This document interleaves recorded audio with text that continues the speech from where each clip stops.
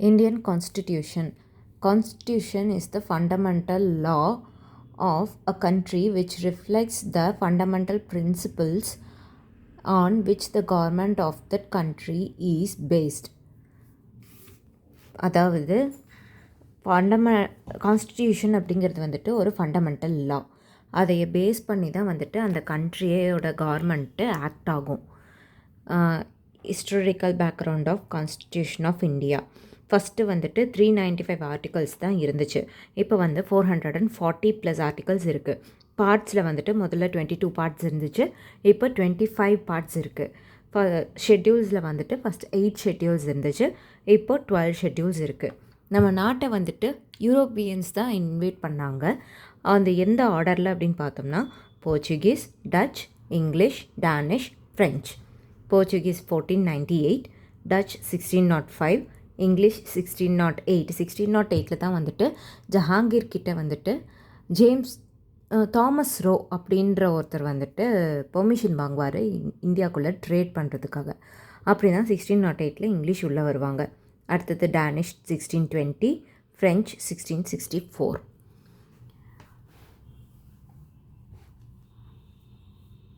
1772 வந்துட்டு Nobel north அப்படிங்கிறவர் தான் இங்கிலாண்டோட பிஎம்மாக இருந்தார். Regulating act 1773 போடப்பட்டுச்சு. அந்த டைமில் ஃபஸ்ட்டு பெங்கால் கவர்னராக வந்துட்டு ராபர்ட் கிளைவ் அப்படின்றவர் இருந்தார். ராபர்ட் கிளைவோட லஞ்ச ஊழல் தாங்க முடியாததுனால ராணி வந்துட்டு ரெகுலேட்டிங் ஆக்ட் 1773 கொண்டு வந்தாங்க. அப்போது ஜென்ரல் ஆஃப் பெங்கால் அப்படின்ற அந்த பதவியை கவர்னர் ஜென்ரல் ஆஃப் இந்தியா அப்படின்னு சொல்லிட்டு மாற்றிடுவாங்க. First governor general of India யார் அப்படின்னு பார்த்தோம்னா வாரன் ஹாஸ்டிங்ஸ்க்கு ஹெல்ப் பண்ணுறதுக்காக ஒரு எக்ஸிக்யூட்டிவ் கவுன்சில் ஒன்று ஆரம்பிப்பாங்க 4 மெம்பர்ஸோட. அதுக்கப்புறம் 1774 சுப்ரீம் கோர்ட்டை வந்துட்டு கொல்கட்டாவில் எஸ்டாப்ளிஷ் பண்ணுவாங்க. இதை தொடர்ந்து கோர்ட் ஆஃப் டைரக்டர்ஸ்னு ஒன்று உருவாக்குறாங்க 24 மெம்பர்ஸோட. இவங்க தான் வந்துட்டு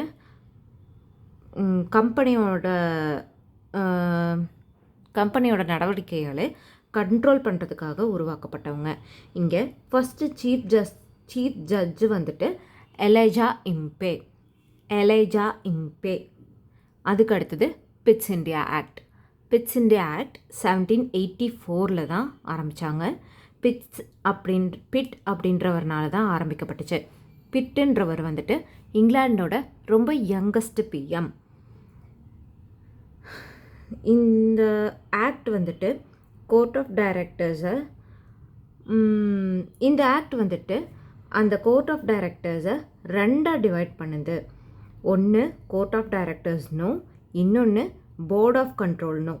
கோர்ட் ஆஃப் டைரக்டர்ஸ் வந்து கமர்ஷியல் அஃபேர்ஸை ஹேண்டில் பண்ணுறதுக்கும் போர்ட் ஆஃப் டைரக்டர்ஸ் வந்து பொலிட்டிக்கல் அஃபேர்ஸை ஹேண்டில் பண்ணுறதுக்கும் பிரித்தாங்க. பொலிட்டிக்கல் அஃபேர்ஸ்னால் சிவில், மிலிட்ரி, ரெவென்யூ இதெல்லாத்தையும் சேர்த்து.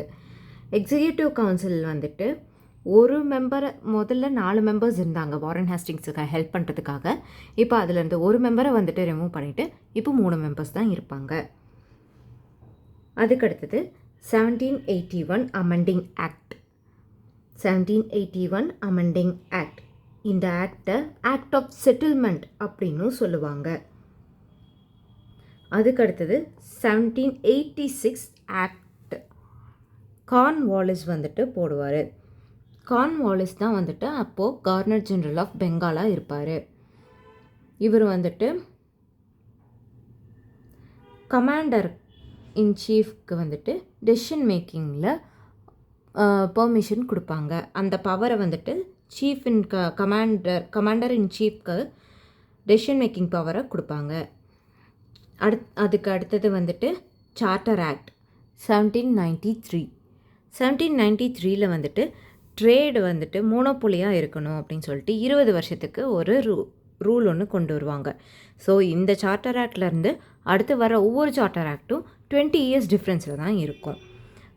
இங்கே கவர்னர் ஜென்ரலுக்கு வந்துட்டு இன்னும் அதிகமான பவர் கொடுக்கப்படுது. போர்ட் ஆஃப் கண்ட்ரோல் வந்துட்டு அதோட சேலரியை இந்தியாவிலேருந்து வர்ற ரெவென்யூவில் தான் எடுத்துக்கணும் அப்படின்றதும் சொல்லப்படுது. அடுத்தது சார்ட்டர் ஆக்ட் 1813. அடுத்தது வந்துட்டு சார்ட்டர் ஆக்ட் 1813. சார்ட்டர் ஆக்ட் 1813க்கு வந்துட்டு ரிலீஜியஸ் மிஷனரிஸ்க்கு வந்துட்டு பெர்மிஷன் கொடுக்குறாங்க. ரிலீஜியஸ் மிஷனரிஸ் அப்படின்னா என்னென்னா, கிறிஸ்டின்ஸ் பிரிட்டிஷ்லேருந்து கிறிஸ்டின்ஸ் இங்கே வந்து மதம் பரப்புகிற வேலையை பார்ப்பாங்க. அவங்க தான் ரிலீஜியஸ் மிஷனரிஸ்.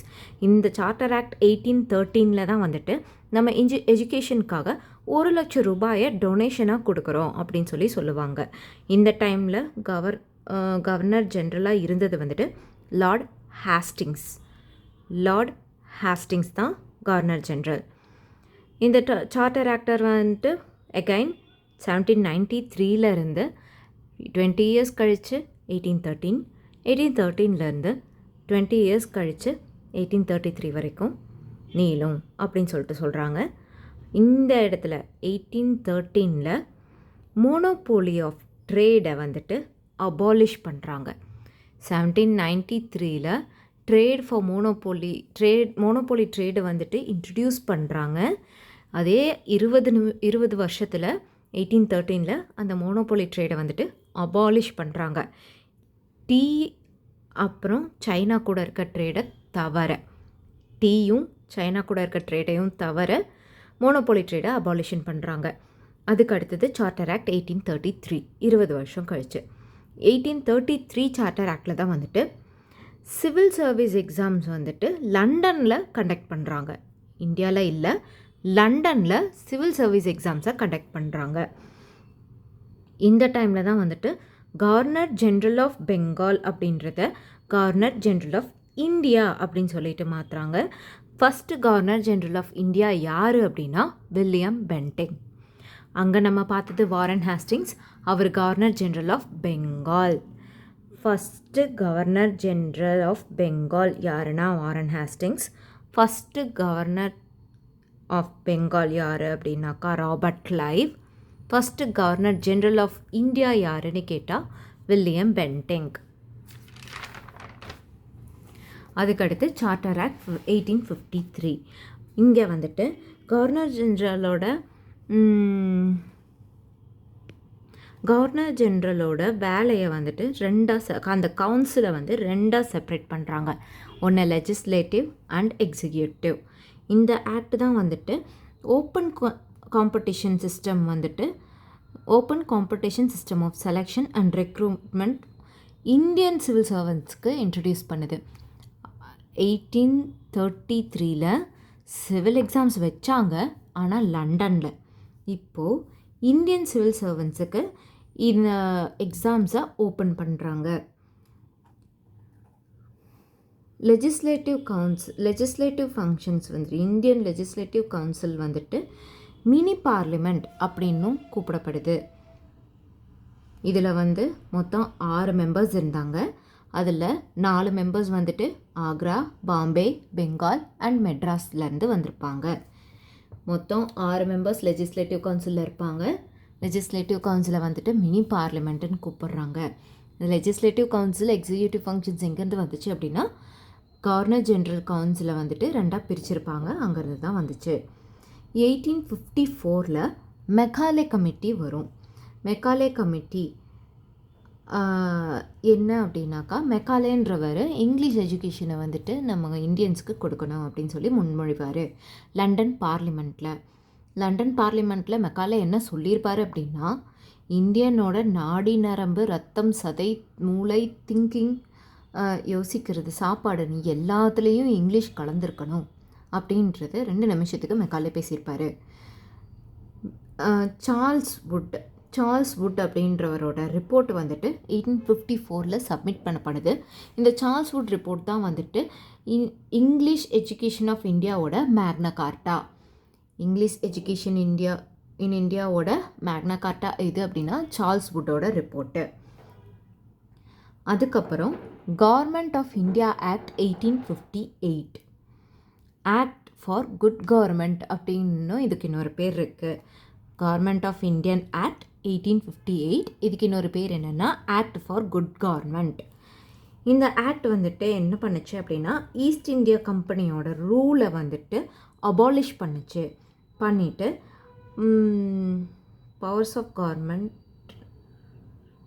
பிரிட்டிஷ் க்ரௌனுக்கு வந்துட்டு இந்த கவர்மெண்ட்டோட பவரு, டெரிட்டரி, ரெவென்யூ எல்லாத்தையும் வந்துட்டு ட்ரான்ஸ்ஃபர் பண்ணுச்சு.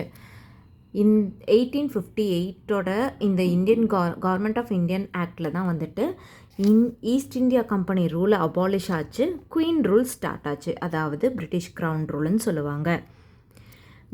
இந்த இடத்துல கவர்னர் ஜென்ரல் ஆஃப் இந்தியா, அதாவது William Bentinck first governor general of இந்தியாவாக இருந்திருப்பார். அந்த கவர்னர் ஜென்ரல் ஆஃப் இந்தியான்ற பதவி வந்துட்டு வைஸ்ராய் ஆஃப் இந்தியா அப்படின்னு மாற்றப்படுது. வைஸ்ராய் அப்படின்றவர் வந்துட்டு குயின் விக்டோரியாவோட ரெப்ரசன்டேட்டிவாக இங்கே இந்தியாவில் இருப்பார். அதே மாதிரி செக்ரட்டரி ஆஃப் ஸ்டேட் அப்படிங்கிறவர் இங்கிலாண்டில் இருப்பார். 2 பக்கமும் இருப்பாங்க. அங்கே ஒருத்தர் இருப்பார், இங்கே ஒருத்தர் இருப்பார். நம்மளுக்கு ஃபஸ்ட்டு வைஸ்ராய் யாருன்னு பார்த்தா Lord Canning 1 November 1858 Victoria proclamation அப்படின்ற ஒன்று வந்துட்டு ராயல் தர்பார், அதாவது இன்றைய அலகாபாத், உத்தரப்பிரதேஷில் போட்டிருப்பாங்க. 1858 இங்கிலாண்டோட குயின் யாருன்னா விக்டோரியா தான். 1858 ஆக்ட் வந்துட்டு பிட்ஸ் ஆக்டை ஸ்டாப் பண்ணுச்சு. பிட்ஸ் ஆக்டில் என்ன பண்ணியிருப்போம் அப்படின்னாக்கா, டபுள் கவர்மெண்ட் இருந்தது. அதாவது கோர்ட் ஆஃப் டைரக்டர்ஸும் இருந்தாங்க, போர்ட் ஆஃப் கண்ட்ரோலும் இருந்தாங்க. கமர்ஷியல் அஃபேரையும் பொலிட்டிக்கல் அஃபேரையும் தனித்தனியாக மேனேஜ் பண்ணுற மாதிரி. இந்த 1858 ஆக்ட் வந்துட்டு அந்த பிட் ஆக்ட் முழுசாக ஸ்டாப் பண்ணிருச்சு. அதுக்கப்புறம் அட்வைசரி பாடி அப்படின்னு சொல்லிட்டு 15 மெம்பர்ஸ் கொண்ட ஒரு குழுவை நிறுவுறாங்க. எதுக்கு அப்படின்னாக்கா, அந்த இங்கிலாண்டில் செக்ரட்டரி ஆஃப் ஸ்டேட்டுன்னு சொல்லிட்டு ஒருத்தர் இருப்பாருன்னு சொன்னேன் இல்லையா, அவருக்கு ஹெல்ப் பண்ணுறதுக்காக.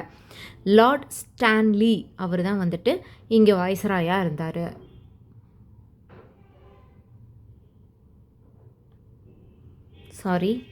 லார்ட் ஸ்டான்லி தான் வந்துட்டு செக்ரட்டரி ஆஃப் இங்கிலாண்டாக இருப்பார். இங்கே நம்ம வைஸ்ராய் யாருன்னாக்கா லார்ட் கேனிங்.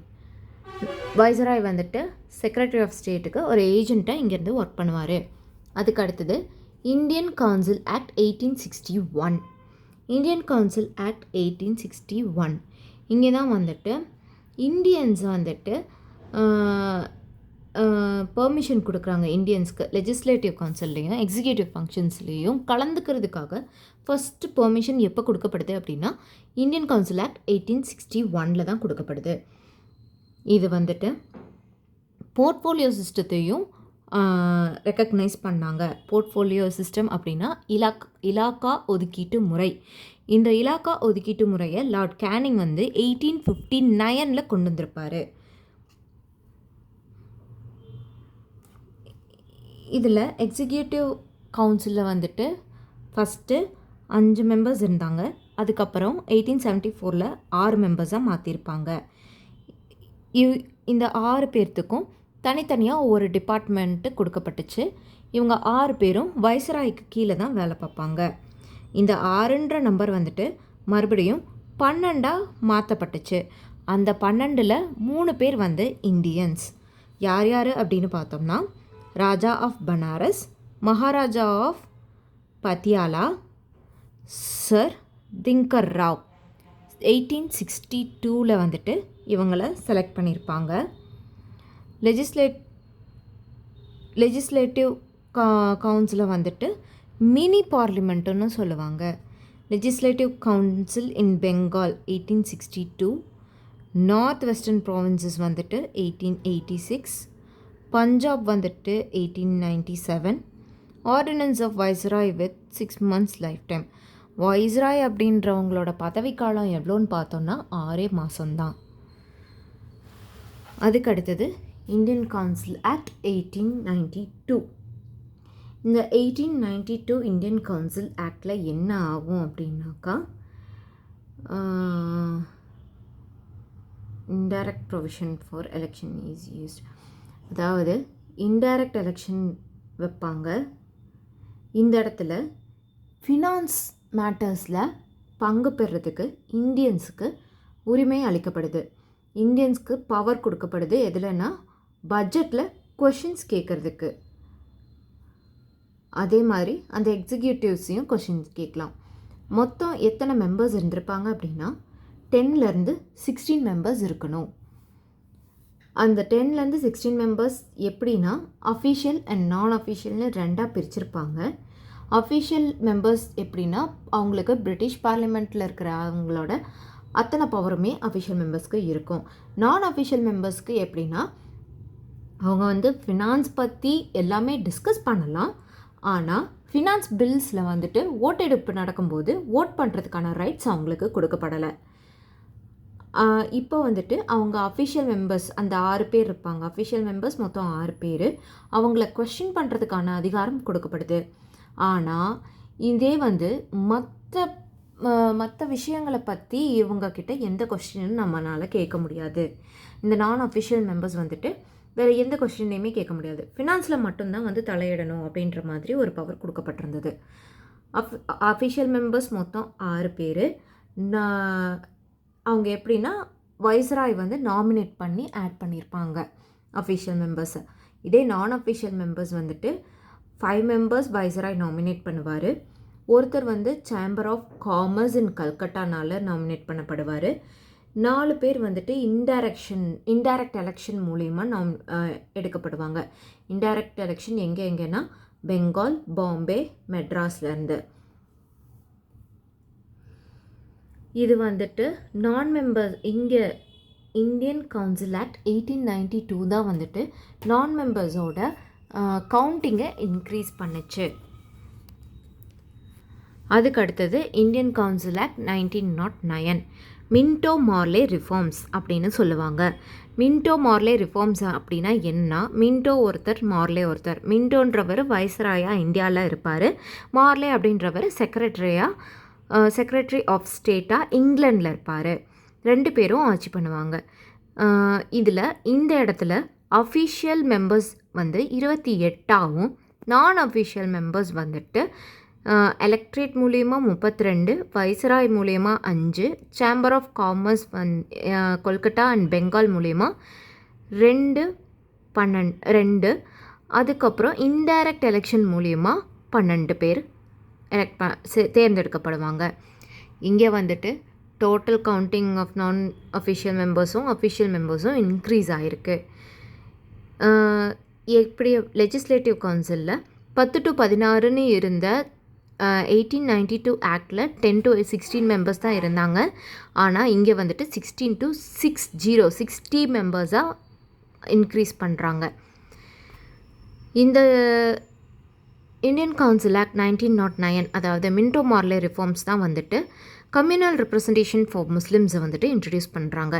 அதாவது என்ன அப்படின்னா முஸ்லீம்ஸ்லேருந்து யாரோ ஒருத்தர் தொகுதியில் போட்டி போடுறாங்க அப்படின்னா அவங்களுக்கு முஸ்லிம்ஸ் மட்டும்தான் ஓட் பண்ண முடியும். இந்த இடத்துல ஓட்டிங் ஃபினான்ஸ் பில்லுக்கு 1892 நம்மளால் ஓட் பண்ண முடியாது. இந்த இடத்துல 1909 ஃபினான்ஸ் பில்லுக்கான ஓட்டிங் பவரும் நம்மளுக்கு கொடுக்கப்படுது. அதே மாதிரி மற்ற விஷயங்களில் இருக்க கொஷின்ஸையும் நம்மளால் கேட்க முடியுன்ற பவர் கொடுக்கப்படுது. இங்கே கம்யூனல் எலக்டரேட் ஓட ஃபாதராக வந்துட்டு லார்ட் மின்டோவை சொல்கிறாங்க. அதாவது ஃபாதர் ஆஃப் கம்யூனல் எலக்ட்ரேட் அப்படின்றது Lord Minto. First Indian viceroy. இந்த இடத்துல வந்துட்டு ஃபஸ்ட்டு இந்தியன் வைஸ்ராய் யார் அப்படின்னா சத்யேந்திர பிரசாத் சின்ஹா ஒரு லா மெம்பராக ஆட் பண்ணப்படுவார். அதுக்கடுத்தது கவர்மெண்ட் ஆஃப் இந்தியா 1919 ஆக்ட். இதை வந்து மாண்டேகு செம்ஸ்ஃபோர்ட் ஆக்ட் அப்படின்னு சொல்லிட்டு ரிஃபார்ம்ஸ்ன்னு சொல்லிட்டு சொல்லுவாங்க. மாண்டேகு செம்ஸ்ஃபோர்டில் மாண்டேகு செக்ரட்டரி ஆஃப் ஸ்டேட் இங்கிலாண்டில் இருப்பார். செம்ஸ்ஃபோர்டுன்றவர் வைஸ்ராயாக இந்தியாவில் இருப்பார். இந்த இடத்துல லெஜிஸ்லேட்டிவ் அசம்பிளி வந்துட்டு 145 பேர் இருப்பாங்க. அதையே 2ஆக டிவைட் பண்ணுறாங்க. 104 பேராகவும் 41 பேராகவும். அதே மாதிரி கவுன்சில் ஆஃப் ஸ்டேட்டில் 60 பேர் இருப்பாங்க. அவங்கள 27 பேராகவும் 33 பேராகவும் பிரிக்கிறாங்க. இந்த ஆக்ட் தான் வந்துட்டு பைகேமரலிசம் இன்ட்ரடியூஸ் பண்ணுறாங்க. பைகேமரலிசம் அப்படின்னா என்னென்னா அதாவது லெஜிஸ்லேட்டிவ் அசம்பிளியும் கவுன்சில் ஆஃப் ஸ்டேட்டு அப்படின்னு தனித்தனியாக பிரிக்கப்படுது. முதல்ல வந்துட்டு ஒட்டுக்கா 2 ஹவுசஸ் உருவாக்குறது தான் வந்துட்டு பைகேமரலிசம். இப்போது லோக்சபா ராஜ்யசபான்னு 2 ஹவுசஸ் இருக்கு இல்லையா, அதே மாதிரி legislative assembly and council of state அப்படின்னு சொல்லிட்டு 2 ஹவுசஸை வந்துட்டு க்ரியேட் பண்ணுவாங்க. அதுதான் பைகேமரலிசம். இதே இங்கே தான் வந்துட்டு மறுபடியும் டயார்கி அப்படின்ற ஒன்று இன்ட்ரடியூஸ் பண்ணுறாங்க. டயார்கி அப்படின்னா என்னென்னாக்கா இரட்டை ஆட்சி முறை. அதாவது central and state government central பட்ஜெட்டையும் ஸ்டேட் பட்ஜெட்டையும் தனித்தனியாக பிரிக்கிறது, அதுதான் டயார்கி. இந்த இடத்துல 1924 மாண்டேக-செம்ஸ்ஃபோர்ட் ஆக்ட் 1924ல் ஸ்டாஃப் செலெக்ஷன் போர்டு, அதாவது தமிழ்நாடு அரசு பணியாளர் தேர்வு வாரியம் இன்ட்ரடியூஸ் பண்ணுறாங்க. அதே வந்துட்டு 1926 2 வருஷத்தில் அந்த போர்டு வந்துட்டு கமிஷனாக மாறுது. ஸ்டாஃப் செலெக்ஷன் கமிஷன், அதாவது பப்ளிக் சர்வீஸ் கமிஷனாக மாற்றப்படுது. 1919 தான் வந்துட்டு ரவுலட் சட்டம் கொண்டு வரப்படுது. ரவுலட் சட்டம் அப்படின்னா என்னென்னா, பிரிட்டிஷ்காரங்க என்ன வேணால் பண்ணலாம், அவங்கள எதிர்த்து யாரும் எந்த கேள்வியும் கேட்க முடியாதுன்ற பவர் கொடுக்கறது தான் ரவுலட் சட்டம்.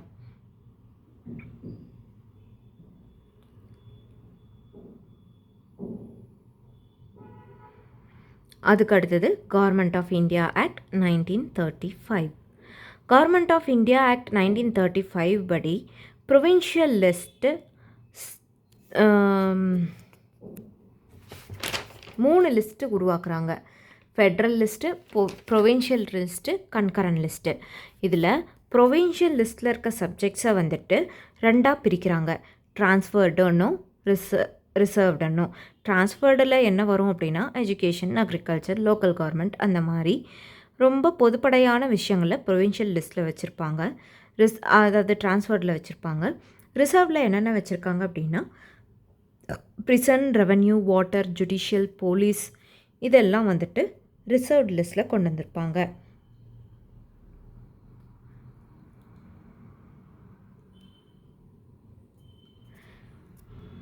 இங்கே அந்த 565 பிரின்ஸ்லி ஸ்டேட்ஸை வந்துட்டு யூனிட்ஸாக கன்சிடர் பண்ணுறாங்க. இந்த டைமில் 321 செக்ஷன்ஸும் 10 ஷெட்யூல்ஸும் க்ரியேட் பண்ணப்பட்டுச்சு.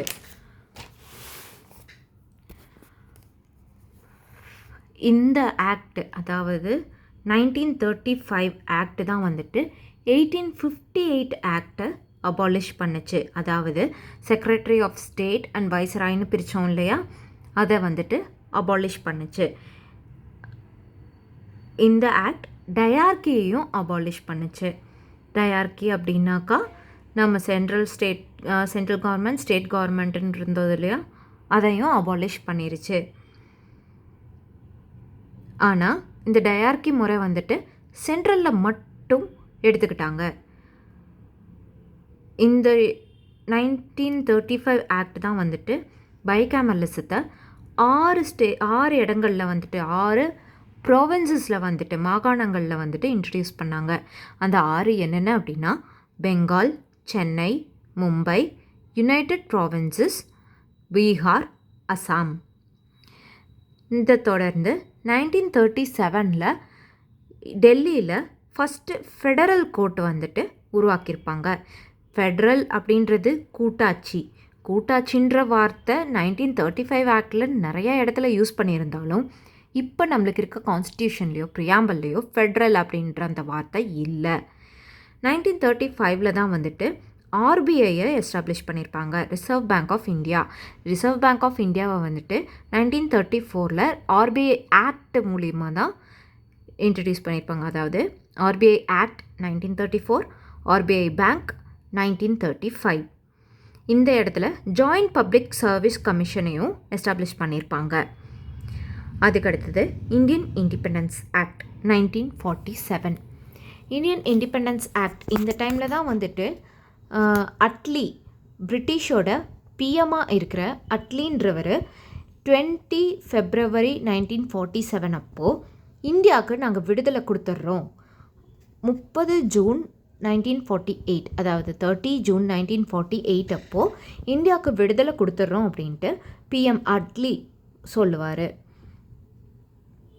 இங்கே 2 இண்டிபெண்ட் டொமைன்ஸ் இருக்கும், இந்தியா பாகிஸ்தான் அப்படின்னும் சொல்கிறாரு.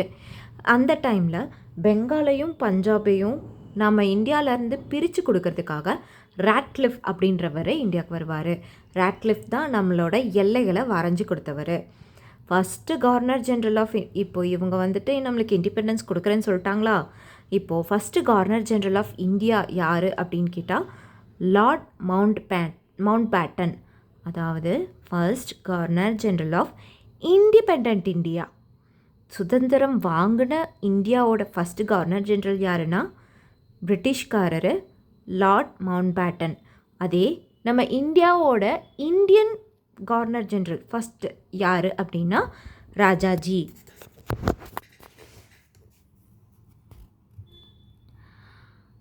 அசம்பிளி ஆஃப் இந்தியா வந்துட்டு 1946 ஃபார்ம் பண்ணுறாங்க. அதாவது கான்ஸ்டிடியூஷன் அசம்பிளி. கான்ஸ்டிடியூஷனை எழுதணும் இல்லையா, அதுக்காக கான்ஸ்டிடியூஷன் அசம்பிளியை 1946 அசம்பிள் பண்ணுவாங்க.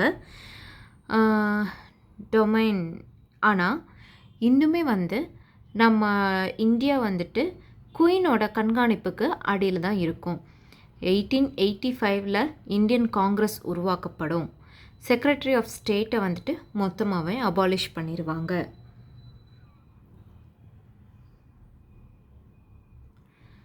Making of Indian constitution. M N Roy அப்படின்றவர் தான் வந்துட்டு 1934 முதன் முறையாக இந்தியாவுக்கு கான்ஸ்டியூஷன் தேவை வேணும் அப்படின்னு சொல்லிட்டு பிரிட்டிஷ்காரங்க கிட்ட கோரிக்கை வைப்பார். ஆனால் அதை வந்துட்டு அவங்க பிரிட்டிஷ்காரங்க மறுத்துருவாங்க. எம்என் ராய் அப்படின்றவர் வந்துட்டு கம்யூனிஸ்ட் பார்ட்டி ஆஃப் இந்தியாவோட தலைவராக இருப்பார். எம்என் ராய் தான் வந்துட்டு இந்தியாவில் நடக்கிற கம்யூனிஸ்ட் மூமெண்ட்டுக்கு ஒரு முன்னோடியாக இருப்பார்.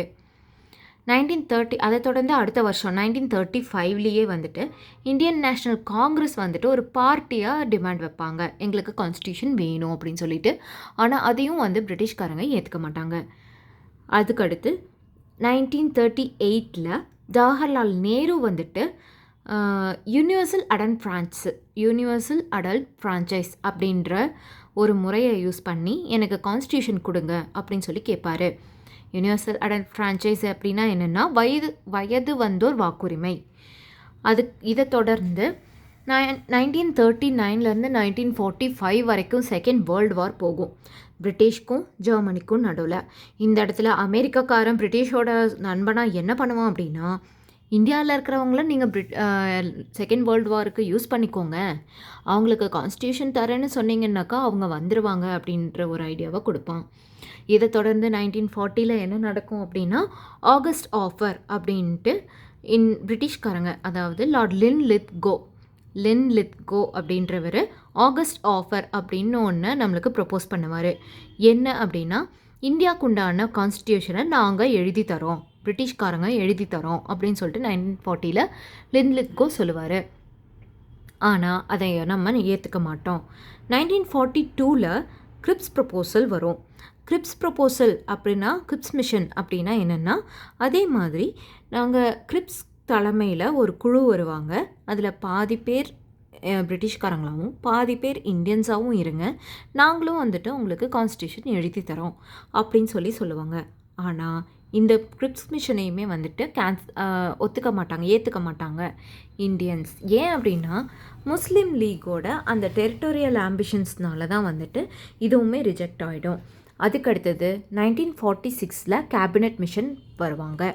கேபினட் மிஷன் வர்றது வந்துட்டு 1946 மார்ச்சில் வருவாங்க. அவங்க மே 1946 வந்துட்டு அவங்களோட ரிப்போர்ட்டை கொடுப்பாங்க. கேபினட் மிஷனோட தலைவர் யார் அப்படின்னாக்கா லாரன்ஸ். இவர் தான் வந்துட்டு செக்ரட்டரி ஆஃப் ஸ்டேட்டாக இருந்திருப்பார். அதுக்கடுத்து அதோட இன்னும் 2 மெம்பர்ஸ் யாருன்னா கிரிப்ஸ் யாருன்னா போர்ட் ஆஃப் ட்ரேடோட பிரசிடெண்ட்டாக இருந்திருப்பார். அடுத்தது AV Alexander, Lord அட்மிரால்ட்டியோட first லார்டாக AV Alexander இருந்திருப்பார். இந்த ப்ரப்போசல் வந்துட்டு கிரிப்ஸ் மிஷனை வந்துட்டு போஸ்ட் டேட்டட் செக் அப்படின்னு சொல்லி காந்தி சொல்லுவார். பின் தேதியிட்ட காசோலை, post dated check on a crashing bank அப்படின்னு சொல்லிட்டு காந்திஜி கிரிப்ஸ் மிஷனை தான் சொல்லியிருப்பார். கேபினெட் மிஷன் வந்துட்டு இப்படி நாங்கள் க்ரியேட் பண்ணி தரோன்னு சொல்லவும் இந்தியா அதை அக்செப்ட் பண்ணிப்பாங்க. இதை தொடர்ந்து August 1946 first cabinet mission election நடக்கும். கேபினெட் மிஷன் எலெக்ஷன் எதுக்கு அப்படின்னா, அவங்க கான்ஸ்டிடியூஷன் அசம்பிளியை க்ரியேட் பண்ணுங்க அப்படின்னு சொல்லிட்டு முன்மொழிவாங்க. அந்த கான்ஸ்டிடியூஷன் அசம்பிளியை க்ரியேட் பண்ணுறதுக்கு நம்மளுக்கு 389 பேர் தேவைப்படுறாங்க அப்படின்னு சொல்லிட்டு கேபினெட் மிஷன் சொல்லுவாங்க. எந்த விதத்தில் வந்துட்டு எதன் அடிப்படையில் வந்துட்டு நீங்கள் அவங்கள தேர்ந்தெடுக்கணும் அப்படின்றதையும் நம்மளுக்கு ஐடியா கொடுத்துருப்பாங்க. என்னென்ன அப்படின்னா, ப்ரொபோஷ்னல் ரெப்ரசன்டேட்டிவ், அதாவது 10 லட்சத்துக்கு ஒருத்தர் அப்படின்ற விகிதத்தில் ஒருத்தரை செலக்ட் பண்ணுங்க. அந்த 10 லட்சத்துக்கு ஒருத்தருன்ற எண்ணிக்கையில் என்ன கம்யூனிட்டி பேசிஸும் இருக்கணும். அதாவது முஸ்லிம்ஸ் இருக்கணும், சீக்ஸ் இருக்கணும், ஜென்ரலாக இருக்கிற மற்ற ரிலீஜியன்ஸும் இருக்கணும் அப்படின்னு சொல்லியிருப்பாங்க. அதுக்கு அடுத்தது பார்ட்லி நாமினேட்டட் அப்படின்னா பிரின்ஸ்லி ஸ்டேட்ஸ், அதாவது 565 பிரின்ஸ்லி ஸ்டேட்ஸ் இருக்காங்க இல்லையா, அவங்கள்லேருந்து 93 பேர்த்த வந்துட்டு நாமினேஷன் மூலமாக நம்ம இதில் எடுக்க போகிறோம். அதுதான் பார்ட்லி நாமினேட்டட். அதுக்கு அடுத்தது பார்ட்லி எலெக்டட். அந்த 11 ப்ராவின்சஸ் இருக்காங்க இல்லையா, மாகாணங்கள், 11 மாகாணங்கள்லேருந்து 292 மெம்பர்ஸை எலெக்ஷன் வச்சு நம்ம எடுக்க போகிறோம். அதே மாதிரி இன்டைரக்ட் எலெக்ஷன் வந்துட்டு 1946 எம்எல்ஏஸை எலெக்ட் பண்ணுவாங்க எல்ஏல. அதில் எத்தனை பேர் எங்கெங்கே இருந்து அப்படின்னா, காங்கிரஸ்லேருந்து 208 பேரும், முஸ்லீம் லீக்லேருந்து 73 பேரும், அதை தவிர்த்த மற்றவங்க 15 பேரும் இருப்பாங்க. அதோட இன்னொரு முறை என்னென்னா சிங்கிள் ட்ரான்ஸ்ஃபரபிள் ஓட், அதாவது மைனாரிட்டி மெஜாரிட்டி வச்சு எடுக்கிறது. கான்ஸ்டியூஷன் அசம்பிளி வந்துட்டு நவம்பர் 1946 தான் க்ரியேட் பண்ணியிருப்பாங்க. செலெக்ஷன் வந்துட்டு நவம்பர் 1948 கம்ப்ளீட் பண்ணியிருப்பாங்க. ஃபஸ்ட்டு எலெக்ஷன் ஸ்டார்ட் பண்ணது ஆகஸ்ட் 1946 ஸ்டார்ட் பண்ணியிருப்பாங்க. ஃபஸ்ட்டு பாகிஸ்தானை தனி நாடாக வேணும் அறிவிக்கணும் அப்படின்னு கேட்டவரோட பேர் வந்துட்டு முகமது இக்பால். ஆனால் முகமது அலி ஜின்னா தான் வந்துட்டு 1947 டைமில் வந்துட்டு முஸ்லீம்ஸ்க்கு தனி நாடு வேணும்னு கோரிக்கை வச்சவராக இருப்பார். இதில் மொத்தமாக கான்ஸ்டியூஷன் அசம்பிளியில் மொத்தமாக 389 மெம்பர்ஸ், அதில் 292 மெம்பர்ஸ் வந்து 11 ப்ராவின்சஸ்லேருந்து, அந்த 292 மெம்பர்ஸில் 73 பேர் 73 மெம்பர்ஸ் முஸ்லீம் லீகாகவும், 208 மெம்பர்ஸ் காங்கிரஸாகவும், அதர்ஸ் 11 மெம்பர்ஸாகவும் இருப்பாங்க. அது போக 565 பிரின்ஸ்லி ஸ்டேட்ஸ்லேருந்து 93 மெம்பர்ஸை செலக்ட் பண்ணியிருப்பாங்க. அது போக மீதி 4 பேர் சீஃப் கமிஷனர் ப்ராவின்சஸ். அந்த சீஃப் கமிஷனர் ப்ராவின்சஸில் 3 பேர் யார் இந்தியாவில் இருக்கிறவங்க யார் அப்படின்னு பார்த்தா டெல்லி, அஜ்மீர், கூர்க். அதை தவிர்த்து பலுச்சிஸ்தான் அப்படின்ற ஒரு இடம் இருக்குது பாகிஸ்தானில், அங்கேருந்து ஒருத்தரை செலக்ட் பண்ணியிருப்பாங்க. இதில் மொத்தம் 15 விமன்ஸ் வந்துட்டு பார்ட்டிசிபேட் பண்ணியிருப்பாங்க. 15 பெண்கள் வந்துட்டு ஃபஸ்ட்டு கான்ஸ்டியூஷன் அசம்பிளியில் மெம்பராக இருந்திருப்பாங்க. ஃபஸ்ட்டு கான்ஸ்டியூஷன் அசம்பிளியோட ஃபஸ்ட்டு மீட்டிங் எப்போ அப்படின்னு பார்த்தா 9th டிசம்பர் 1946 நடைபெறுது. அதுக்கு டெம்பரவரி லீடராக வந்துட்டு சச்சிதானந்த சின்ஹா அவரை வந்து செலக்ட் பண்ணுறாங்க. அவர் ஒரு ஓல்டஸ்ட் மெம்பரை நம்மளுக்கு தலைவராக செலக்ட் பண்ணுற முறை வந்துட்டு ஃப்ரெஞ்ச் முறையிலேருந்து எடுக்கப்பட்டது. 93 பிரின்ஸ்லி ஸ்டேட்ஸும் 73 முஸ்லீம் லீகும் வந்து ஃபஸ்ட்டு அசம்பிளி மீட்டிங்கில் பார்ட்டிசிபேட் பண்ணியிருக்க மாட்டாங்க. 211 மெம்பர்ஸ் மட்டும்தான் வந்துட்டு ஃபஸ்ட் அசம்பிளியை அட்டென்ட் பண்ணுவாங்க. செகண்ட் அசம்பிளி 2 நாளில், அதாவது 11 டிசம்பர் 1946 செகண்ட் அசம்பிளி கண்டக்ட் பண்ணுவாங்க, அதாவது செகண்ட் மீட்டிங். ஏன் அப்படின்னா சச்சிதானந்த சின்ஹா வந்துட்டு இறந்துடுவார். செகண்ட் அசம்பிளியில் டாக்டர் ராஜேந்திர பிரசாத்தை வந்துட்டு பெர்மனன்ட் பிரசிடெண்ட்டாக எலெக்ட் பண்ணுவாங்க. அவருக்கு ஹெல்ப் பண்ணுறதுக்கு 2 வைஸ் பிரசிடென்ட்ஸையும் எலெக்ட் பண்ணுவாங்க. யாருன்னு பார்த்தா ஹெச்சி முகர்ஜி, விடி கிருஷ்ணமாச்சாரி. தேர்ட் அசம்பிளி 13 டிசம்பர் 1946 நடக்கும். அதில் ஜவஹர்லால் நேரு பிரியாம்பலை ப்ரப்போஸ் பண்ணுவார். என்ன பேரில் அப்படின்னா அப்ஜெக்டிவ் ரெசல்யூஷன் அப்படின்ற பேரில் ப்ரப்போஸ் பண்ணுவார். அப்ஜெக்டிவ் ரெசல்யூஷன்ன்றது ஒன்றுமே கிடையாது. இந்தியாவில் எப்படி என்னென்ன இருக்கணும், ஈக்குவாலிட்டி, ஃப்ரீடம் ஆஃப் ரைட்லேருந்து எல்லாமே அதில் அடங்கியிருக்கும். ஜவஹர்லால் நேருவோட பார்வை, ஒரு கான்ஸ்டிடியூஷன்னா எப்படி இருக்கணும் அப்படின்ற ஜவஹர்லால் நேருவோட பார்வை அதுதான் வந்துட்டு அப்ஜெக்டிவ் ரெசல்யூஷன். இந்த அப்ஜெக்டிவ் ரெசல்யூஷன் 13 டிசம்பர் 1946 ப்ரப்போஸ் பண்ணப்படுது. 22 ஜான்வரி 1947 கான்ஸ்டியூஷன் அசம்பிளி இந்த அப்ஜெக்டிவ் ரெசல்யூஷனை அக்செப்ட் பண்ணிக்கிறாங்க. அதை தொடர்ந்து ஜூன் 3 பிளான் அப்படின்றத மவுண்ட் பேட்டன் இன்ட்ரடியூஸ் பண்ணுறாரு. எதுக்காக அப்படின்னா இந்தியாவையும் பாகிஸ்தானையும் பிரிக்கிறதுக்காக. தனிநாடு வேணும், தனிநாடு கோரிக்கை வச்சுருந்தாங்க இல்லையா, அதனால் இந்தியாவையும் பாகிஸ்தானையும் 2ஆக பிரிச்சிருப்பாங்க ஜூன் 3 பிளான் யூஸ் பண்ணி. இந்த ஜூன் 3 பிளான் தான் வந்துட்டு ஜூலை 18, 1947 ஜூலை 18 ஆக்டாக மாறும். அதுக்கப்புறம் இண்டிபெண்டன்ஸ் ஆக்ட் 1947 மாறுறதும் இதே தான். இண்டிபெண்டன்ஸ்க்கு அப்புறம் ஏற்பட்ட மாற்றங்கள். ஆஃப்டர் செப்பரேஷன், அதாவது June 3 plan India and Pakistan பிரிச்சுனதுக்கு அப்புறமா என்ன ஆயிடுச்சு அப்படின்னா 292 மெம்பர்ஸ் இருந்தாங்க இல்லையா, அதிலிருந்து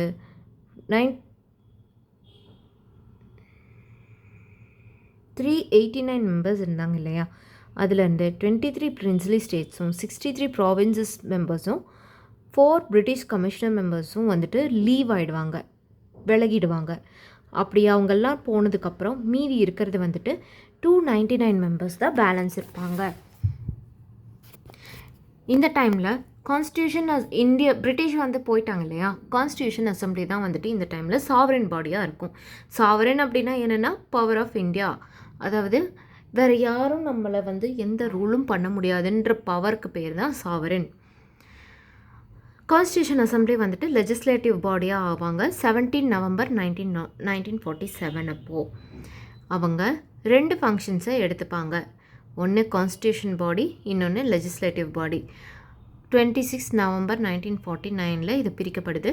கான்ஸ்டியூஷன் பாடி வந்துட்டு ராஜேந்திர பிரசாத் தலைமையிலையும், லெஜிஸ்லேட்டிவ் பாடி வந்துட்டு மாவ்லங்கர் GV மாவ்லங்கர் தலைமையிலையும் உருவாக்கப்படுது.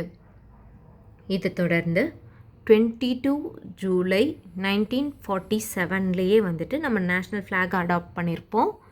அதாவது இண்டிபெண்டன்ஸ்க்கு முன்னாடி நேஷ்னல் ஃப்ளாக் 22 ஜூலையில். 25 ஜான்வரியில் 1950 எலெக்ஷன் கமிஷன் எஸ்டாப்ளிஷ் பண்ணப்படுது. 24 ஜான்வரியில் 1950 நேஷ்னல் ஆந்தமும் நேஷ்னல் சாங்கும் அடாப்ட் பண்ணப்படுது. அதை தொடர்ந்து 24 ஜான்வரியிலேயே ராஜேந்திர பிரசாத்தை வந்துட்டு இந்தியாவோட பிரசிடெண்ட்டை நியமனம் பண்ணப்படுறாரு. அது தொடர்ந்து மே 1949 இந்தியா வந்துட்டு காமன்வெல்த்தில் ஜாயின் பண்ணிடுவாங்க. காமன்வெல்த் அப்படின்றது என்ன அப்படின்னா ஒன்றும் கிடையாது, பிரிட்டிஷ்னால் ஆட்சி செய்யப்பட்டு விடுதலை பெறப்பட்ட நாடுகள் வந்துட்டு ஒரு குழு உருவாக்கியிருப்பாங்க, அதுதான் காமன்வெல்த். ஓகே, 26 ஜான்வரி 1950 வந்துட்டு நம்ம ரிப்பப்ளிக் டே அனௌன்ஸ் பண்ணுறோம். அந்த டைமில் 22 டீம்ஸ், அதாவது பேலன்ஸ் 299 மெம்பர்ஸ் இருந்தாங்க இல்லையா, அவங்கள வச்சு 22 டீம்ஸ் ஃபார்ம் பண்ணப்படுது. அதில் 8 மேஜர் டீம்ஸ் ஃபார்ம் பண்ணப்பட்டுச்சு. அது என்னென்ன அப்படின்னு பார்த்தோம்னா, ஜவஹர்லால் நேருவோட தலைமையில் union powers committee, union constitution committee, state committee. அதே சர்தார் வல்லபாய் பட்டேல் அவரோட தலைமையில் ப்ரொவின்ஷியல் கான்ஸ்டியூஷன் கமிட்டி, அதாவது மாகாணங்கள் பிரிப்பு, அந்த இது provincial constitution committee, advisory committee of fundamental rights, minorities, tribal and excluded areas. அதுக்கப்புறம் டாக்டர் அம்பேத்கரோட தலைமையில் டிராஃப்டிங் கமிட்டி, கான்ஸ்டியூஷன் எழுதுறதுக்காக. அதுக்கப்புறம் ராஜேந்திர பிரசாத் தலைமையில் ரூல்ஸ் ஆஃப் ப்ரொசீஜர் கமிட்டியும் ஸ்டீரிங் கமிட்டியும் உருவாக்கப்படுது. இதில் JV மால்பா அப்படின்றவர் தான் வந்துட்டு லோக்சபாவோட ஃபஸ்ட்டு ஸ்பீக்கர்.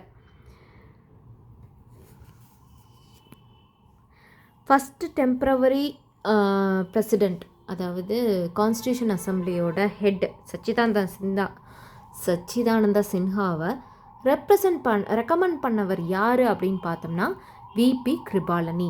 விபி கிருபாலனி தான் சச்சிதானந்த சின்ஹாவை வந்து தலைமையாக போடுங்க அப்படின்னு சொல்லிட்டு ரெக்கமெண்ட் பண்ணியிருப்பார். அடுத்ததாக என்ன பார்க்க போகிறோம் அப்படின்னாக்கா டிராஃப்டிங் கமிட்டி. டிராஃப்டிங் கமிட்டியில் மொத்தம் 7 பேர் தான். அல்லா முன் சாது மாதிரி கோபாலகிருஷ்ணன் வரைந்தார். இதுதான் ஷார்ட்கட். 29 ஆகஸ்ட் 1947 தான் வந்துட்டு டிராஃப்டிங் கமிட்டி எஸ்டாப்ளிஷ் பண்ணுறாங்க. அல்லா முன் சாது மாதிரி கோபாலகிருஷ்ணன் வரைந்தார். அல்லா அலாடி கிருஷ்ணசாமி ஐயர். முன் டாக்டர் KM முன்ஷி. சாது சையத் முகமது சாதுல்லா. மாதிரி N Madhavrao. Gopala N Gopalaswamy Iyengar. Krishnan TT Krishnamachari. இதோட தலைவர் டாக்டர் அம்பேத்கர். இதில் கோபாலகிருஷ்ண ஐயங்கார் தான் வந்துட்டு ஆர்டிக்கல் 370 டிராஃப்ட் பண்ணியிருப்பார். ஆர்டிக்கல் 370 என்ன அப்படின்னா இந்தியாவில் ஜம்மு காஷ்மீர் மட்டும் சிறப்பு சலுகைகளோடு இருக்கக்கூடிய கான்ஸ்டிடியூஷன். இது போக இருக்கிற மைனர் கமிட்டிஸ் என்னென்ன அப்படின்னு பார்த்தோன்னா finance and staff committee doctor Rajendra Prasad தலைமையில், credential committee Alladi Krishnaswamy, ad hoc committee on national flag வந்துட்டு ராஜேந்திர பிரசாத், ஜொன் லிங்குஸ்டிக் ப்ரொவின்சஸ் மொழிவாரி மாகாணங்கள் ஆணையம் SK தார் கமிட்டி. ஓகே, இதில் மறுபடியும் சொல்கிறேன். 24 ஜான்வரியில் ராஜேந்திர பிரசாத் பிரசிடெண்ட் ஆகிருப்பார். 4 நவம்பர் 1948 ஃபஸ்ட்டு கான்ஸ்டியூஷனை டிராஃப்ட் பண்ணுறாங்க. 15 நவம்பர் 1948 17 அக்டோபர் 1949 வரைக்கும் செகண்ட் டிராஃப்ட் பண்ணப்படுது. இதில் 2473 அமெண்ட்மெண்ட்ஸ் வந்து ப்ரொப்போஸ் பண்ணப்படுது. 26 நவம்பர் 1949 டிராஃப்ட் வந்துட்டு அடாப்ட் பண்ணிக்கிறாங்க. 26 நவம்பர் 1949 கான்ஸ்டியூஷனை அடாப்ட் பண்ணிக்கிறாங்க. 284 மெம்பர்ஸ் அதை சைன் பண்ணியிருப்பாங்க. 26 ஜனவரி 1950 இந்த கான்ஸ்டியூஷன் வந்துட்டு நடைமுறைக்கு வருது. 26 ஜனவரி 1930 காங்கிரஸ் வந்துட்டு பூர்ண ஸ்வராஜ் அப்படின்னு லாகூரில் ஜவஹர்லால் நேரு தலைமையில் நடத்தியிருப்பாங்க. பூர்ண ஸ்வராஜ் அப்படின்றது என்ன அப்படின்னா 1930 வந்துட்டு நம்ம இந்தியாவுக்கு இண்டிபெண்டன்ஸ் கிடச்சிருச்சு அப்படின்ட்டு ஜவஹர்லால் நேரு அறிவிச்சிருவார். அந்த இடத்துல லாகூரில் ராவி நதிக்கரையில் ஃப்ளாக், நம்ம இந்தியன் ஃப்ளாகை வந்து ஹாய்ஸ் பண்ணியிருப்பாங்க. ஃபஸ்ட்டு கான்ஸ்டியூஷன் அசம்பிளி மீட்டிங் எப்போ அப்படின்னா 9 டிசம்பர் 1946. செகண்ட் மீட்டிங் எப்போ அப்படின்னா 11 December 1946. Third meeting 13 December 1946. 13 December 1946 அப்போ தான் அப்ஜெக்டிவ் ரெசல்யூஷன் கொண்டு வரப்படுது ஜவஹர்லால் நேருனால். 26 ஜனவரி 1950 லாஸ்ட் மீட்டிங், அந்த அசம்பிளி கான்ஸ்டியூஷன் அசம்பிளியோட லாஸ்ட் மீட்டிங் 26 ஜனவரி 1950, அதாவது ரிப்பப்ளிக் டே, கான்ஸ்டியூஷனை நம்ம அக்செப்ட் பண்ணுற தினத்தன் வரைக்கும் லாஸ்ட் மீட்டிங் நடக்குது. 26 நவம்பர் 1949 கான்ஸ்டியூஷனல் டேவாகவும் 26 ஜனவரி 1950 ரிப்பப்ளிக் டேவாகவும் அறிவிக்கிறாங்க. 26 ஜனவரி 1947 ப்ரியாம்பிளை நம்ம அக்செப்ட் பண்ணிக்கிறோம். அதாவது அந்த அப்ஜெக்டிவ் ரெசல்யூஷன் நேரு கொண்டு வந்த அப்ஜெக்டிவ் ரெசல்யூஷன் ப்ரியாம்பிளை நம்ம 22 ஜனவரி 1947 அக்செப்ட் பண்ணிக்கிறோம். அசம்பிளி வந்துட்டு 11 செஷன்ஸ் நடந்தது. 2 வருஷம் 11 மாதம் 18 நாள் எடுத்து 64 லட்சம் செலவு பண்ணி 60 நாடுகளோட கான்ஸ்டியூஷனை பார்த்து நம்மளோட கான்ஸ்டியூஷன் எழுதப்பட்டுச்சு. நம்ம கான்ஸ்டியூஷனோட சிம்பிள், கான்ஸ்டியூஷன் அசம்பிளியோட சிம்பிள் என்ன அப்படின்னா எலிஃபண்ட். இதுக்கு லீகல் அட்வைசர், கான்ஸ்டியூஷன் அசம்பிளியோட லீகல் அட்வைசர் யார் அப்படின்னு பார்த்தோம்னா BN ராவ் தான் legal adviser. Secretary of constitution யார் அப்படின்னு பார்த்தோம்னா SN முகர்ஜி.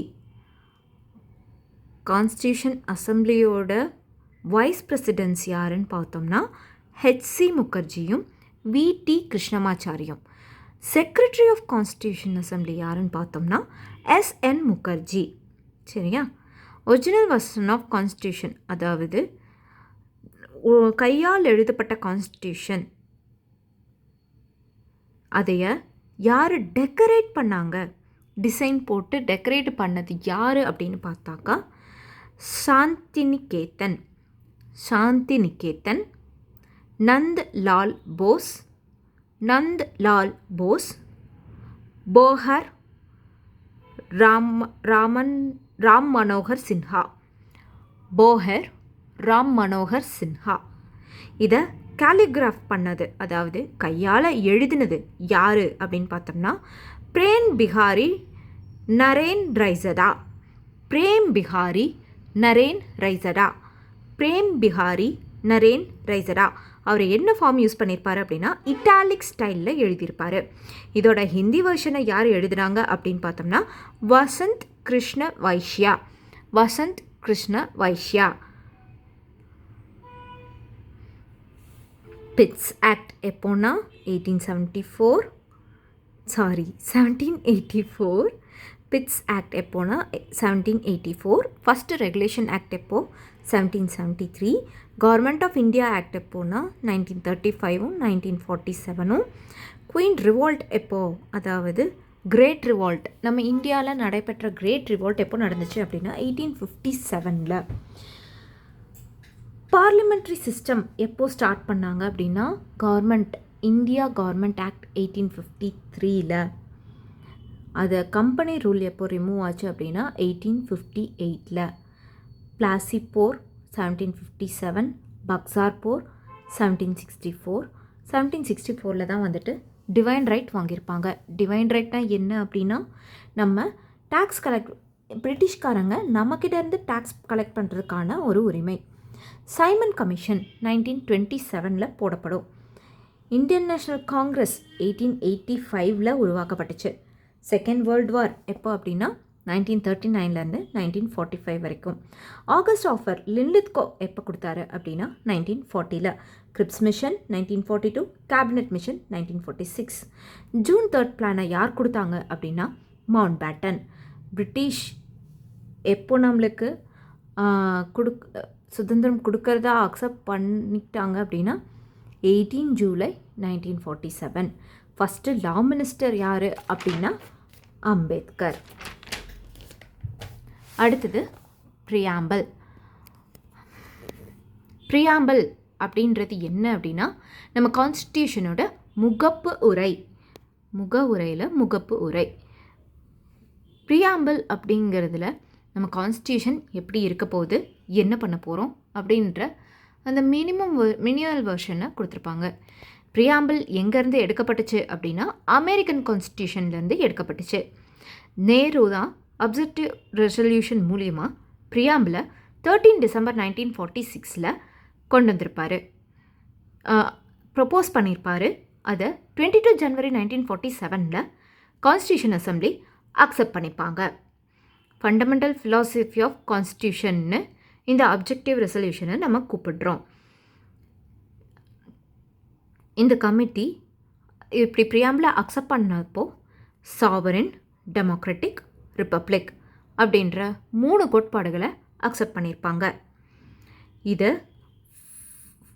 42nd அமெண்ட்மெண்ட் 1976 மூலயமா இன்னும் 3 வார்த்தைகளை சேர்ப்பாங்க. என்னென்ன அப்படின்னா socialist, secular, integrity. Sir Alladi Krishnaswamy Iyer termed ட்ரெம்ட் ஸோ லாங், நீண்ட நாள் கனவு அப்படின்னு சொல்லியிருப்பார். கேஎம் முன்ஷி வந்துட்டு ஹாரோஸ்கோப், ஜாதகம் அப்படின்னு சொல்லுவார். பண்டிட் தாகூர் தாஸ் பார்கவா என்ன சொல்லியிருப்பார் அப்படின்னா most precious part, soul, key, jewel, yardstick அதாவது அளவுகோல் அப்படின்னு குறிப்பிட்டிருப்பார். சர் எர்னஸ்ட் பார்க்கர் அப்படின்றவர் கீ நோட் அப்படின்னு குறிப்பிட்டிருப்பார். ஹிடயாதுல்லா ஃபார்மர் சீஃப் ஜஸ்டிஸாக இருந்த அவர் preamble is the soul of our constitution which lays down the pattern of our political society. It contains a solemn resolve which nothing but a revolution can alter. அப்படின்னு சொல்லியிருப்பார். பால்கிவாலா பால்கிவாலா என்ன சொல்லியிருப்பார் அப்படின்னா, இதை ஐடென்டிட்டி கார்டு அப்படின்னு சொல்லியிருப்பார். Article 32 fundamental rights. Swaran Singh committee fundamental ரைட்ஸ்க்கு உண்டான 42nd அமெண்ட்மெண்ட்டில் ஃபண்டமெண்டல் ரைட்ஸ்க்கு உண்டான ஐடியாவை வந்துட்டு ஸ்வரன் சிங் கமிட்டி கொடுத்துருப்பாங்க. ப்ரியாம்பலோட காம்பனன்ட்ஸ் என்னென்னு நம்ம இப்போ பார்க்கலாம். சோர்ஸ் ஆஃப் அத்தாரிட்டி, அதாவது மக்கள். இதோட சோர்ஸ் ஆஃப் அத்தாரிட்டி, அதோட பவர் எங்கேருந்து வருது அப்படின்னா மக்கள்கிட்ட இருந்து தான் வருது அப்படின்னு அர்த்தம். நேச்சர் ஆஃப் ஸ்டேட், ப்ரியாம்பிளோட ஸ்டேட் அதோட நேச்சர் என்ன அப்படின்னு பார்த்தோம்னா sovereign, socialist, secular, democratic, republic. அதாவது NTR doctor sovereign, socialist, secular, democratic, republic. இதோட அப்ஜெக்டிவ்ஸ் என்னென்ன அப்படின்னு பார்த்தோம் அப்படின்னா ஜஸ்டிஸ், லிபர்ட்டி, ஈக்குவாலிட்டி, ஃப்ராட்டர்னிட்டி, சகோதரத்துவம்.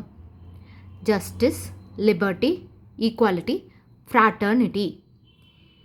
இதுக்கு 3 கேஸ்கள் போடப்பட்டது. என்னென்ன கேஸுன்னு பார்த்தோம் அப்படின்னா, முதல் வழக்கு பெருபாரி யூனியன் கேஸ் 1960 பெருபாரின்ற இடத்துல போடப்பட்டுச்சு. சுப்ரீம் கோர்ட் ப்ரியாம்பிள் வந்துட்டு கான்ஸ்டியூஷன் ஒரு பார்ட் இல்லை, அதனால் ப்ரியாம்பிளை அமெண்ட் பண்ண முடியாது அப்படின்னு சொல்லி பெருபாரி கேஸில் தீர்ப்பு கொடுத்துருப்பாங்க. அதே கேசவானந்தா பாரதி கேஸ் யாருக்கும் அப்படின்னா கேசவானந்தா பாரதிக்கும் ஸ்டேட் ஆஃப் கேரளாவுக்கும் நடுவில் 1973 இந்த வழக்கு போடப்படும். இதில் ப்ரியாம்பிள் வந்து கான்ஸ்டியூஷனோட ஒரு பார்ட்டு தான். அமெண்ட்மெண்ட் வந்து அதோட பேசிக் ஸ்ட்ரக்சரை ஸ்பாயில் பண்ணாமல் அமெண்ட் பண்ணிக்கலாம் அப்படின்னு சொல்லிட்டு கோர்ட்டு தீர்ப்பு கொடுத்துருப்பாங்க. அதுக்கு அடுத்தது LIC of India versus consumer education and research centre 1995 ஒரு கேஸ். இதில் கான்ஸ்டியூஷன் வந்துட்டு ப்ரியாம்பிள் வந்து கான்ஸ்டியூஷனோட ஒரு பகுதி தான் அப்படின்னு சொல்லி கொடுத்துருப்பாங்க. Article 368 basic elements in preamble amendment மூலயமா சேஞ்ச் பண்ண முடியாது அப்படின்றத குறிக்கிறது. இந்த 42nd அமெண்ட்மெண்ட் 1976 வந்துட்டு மினி கான்ஸ்டிடியூஷன் அப்படின்னு சொல்லிட்டு சொல்கிறாங்க. சுப்ரீம் கோர்ட் தான் வந்துட்டு ஃபண்டமெண்டல் ரைட்ஸோட ப்ரொடெக்டர். 1976 இந்திரா காந்தி பீரியடில் தான் வந்துட்டு 42nd அமெண்ட்மெண்ட் இன்டர்னல் எமர்ஜென்சி மூலயமா கொண்டு வரப்பட்டுச்சு. கொலீஜியம் சிஸ்டம் தான் வந்துட்டு சுப்ரீம் கோர்ட்டில் ஜட்ஜஸை தேர்ந்தெடுக்க யூஸ் பண்ணுற சிஸ்டம். சுப்ரீம் கோர்ட் வந்துட்டு எந்த அமெண்ட்மெண்ட்டை வேணாலும் டிஸ்மிஸ் பண்ணலாம். அதுக்குண்டான முழு அதிகாரமும் சுப்ரீம் கோர்ட்டுக்கு இருக்குது. நேரு வந்துட்டு யூனிவர்சல் அடல்ட் ஃப்ரான்ச்சைஸ்னால் ஒன்றும் இல்லை, 21 வயசு வந்ததுக்கப்புறம் ஓட் பண்ணுறது. அதுதான் நம்ம முதலையே பார்த்தோம். Indian constitution unique from other country. Major amendments எப்போ பண்ணியிருக்காங்க அப்படின்னு நம்ம பார்த்தோம் அப்படின்னா 7th amendment 1956, 42nd amendment 1976, 44th amendment 1978, 73rd amendment 1992, 74th அமெண்ட்மெண்ட்டும் 1992, 97th amendment 1998. இதோட salient features என்னென்னு பார்த்துலாமா? லென்த்தியஸ்ட் ரிட்டன் கான்ஸ்டியூஷன் நம்ம கான்ஸ்டியூஷன் தான். கையால் எழுதப்பட்ட நீண்ட கான்ஸ்டியூஷன் அரசியலமைப்பு புத்தகம்ன்றது இந்தியாவோடது தான். இது நிறைய சோர்ஸஸ்லேருந்து எடுக்கப்பட்டது. Blend of rigidity and flexibility, அதாவது ஒரு சில இடங்களில் வளைஞ்சு கொடுக்கும், ஒரு சில இடங்களில் வளையாமல் நேராக நிற்கும் நம்ம கான்ஸ்டியூஷன். அடுத்தது பார்லிமெண்ட்ரி ஃபார்ம் ஆஃப் கவர்மெண்ட், அதாவது லோக்சபா, ராஜ்யசபா, பிரசிடெண்ட் அப்படின்னு ஒரு பார்லிமெண்ட் முறையை கொண்ட கவர்மெண்ட் தான் இந்தியாவோடது. Synthesis of parliamentary sovereignty and judicial supremacy, அதாவது சாவர்னிட்டினா எந்த கண்ட்ரியும் வந்து நம்மளை ரூல் பண்ண முடியாது, இதை பண்ணுங்கள் இதை பண்ணக்கூடாதுன்னு நம்மளுக்கு எந்த ஆர்டரும் போடவும் முடியாது. Federal system with unitary basis, ஒற்றையாட்சி தன்மையுடன் கூடிய கூட்டாட்சி.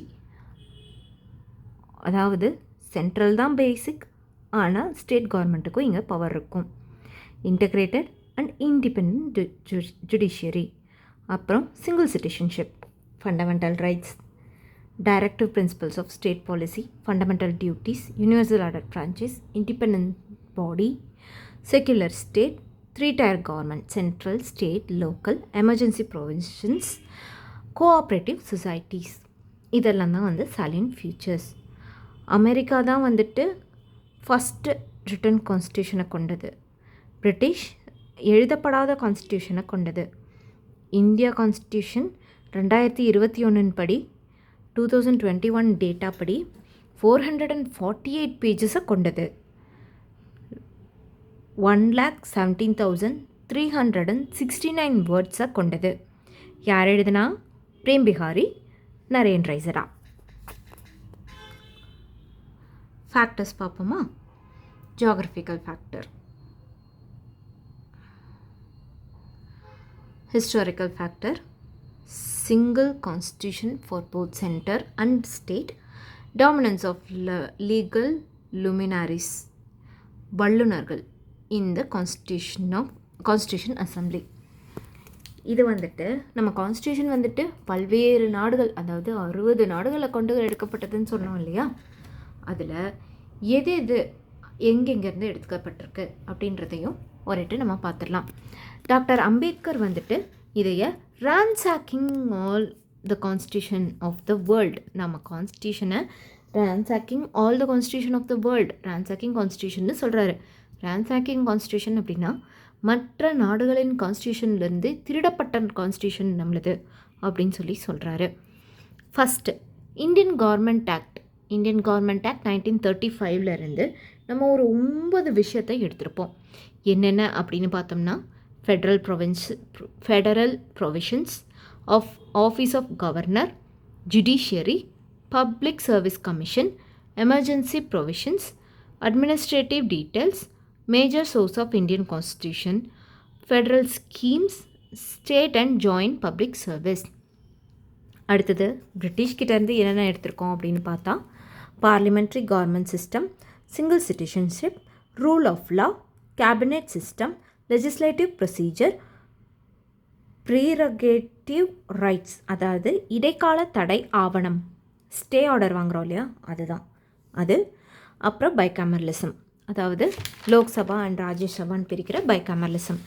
அதுக்கு அடுத்தது யூஎஸ்லேருந்து அமெரிக்காவிலேருந்து என்னென்ன அப்படின்னு பார்த்தோம்னா, fundamental rights, judicial review, independence of judiciary, impeachment of president, அதாவது பிரசிடெண்ட்டை வேலை நீக்கம் செய்கிறது, அது removal of supreme court and high court judges. இதெல்லாம் அமெரிக்காவிலேருந்து எடுத்திருக்கோம்.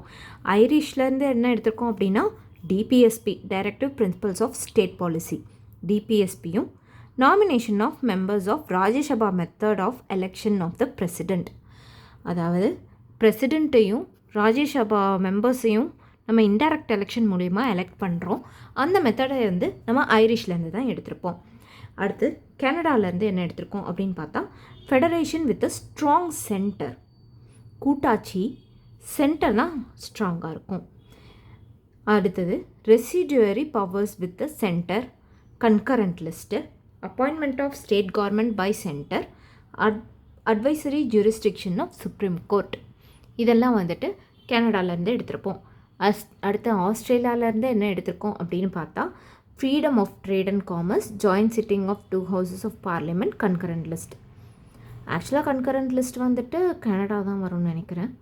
அடுத்து ஃப்ரெஞ்ச் கான்ஸ்டியூஷன் வந்துட்டு republic, ideas of liberty, equality, fraternity in the preamble. இதெல்லாம் வந்துட்டு ஃப்ரெஞ்சிலேருந்து நம்ம எடுத்திருக்கோம்.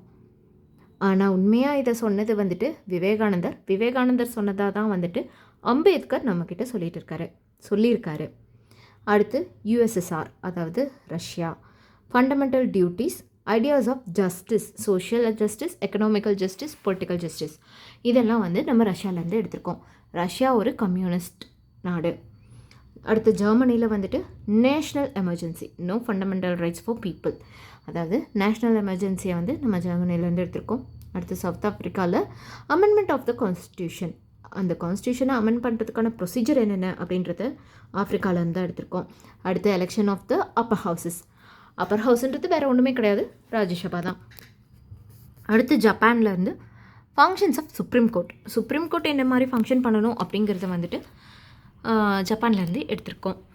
ப்ரியாம்பிள் வந்துட்டு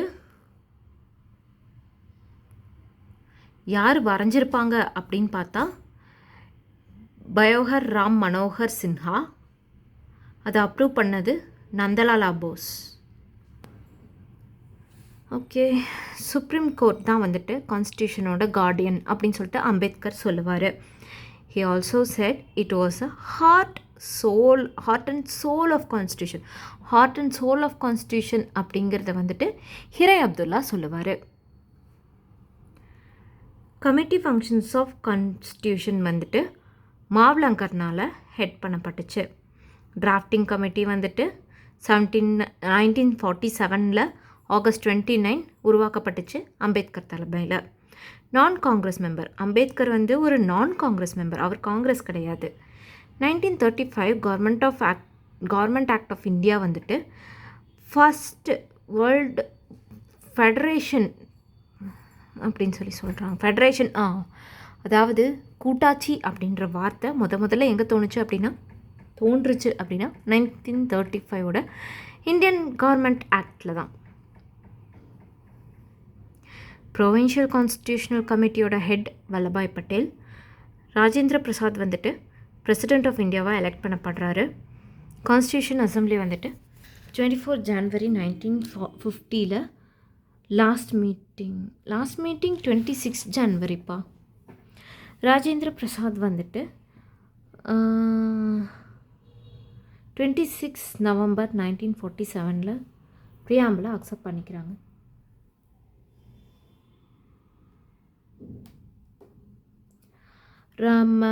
ஃப்ரீடம் ரைட், அதாவது பார்ட் 3 ஃப்ரீடம் ரைட் தான் வந்து நம்ம இந்தியன் கான்ஸ்டிடியூஷனோட மேக்னா கார்ட்டா. ப்ரியாம்பிளை எப்போ அக்செப்ட் பண்ணிக்கிட்டாங்க அப்படின்னா 22 ஜனவரி 1947.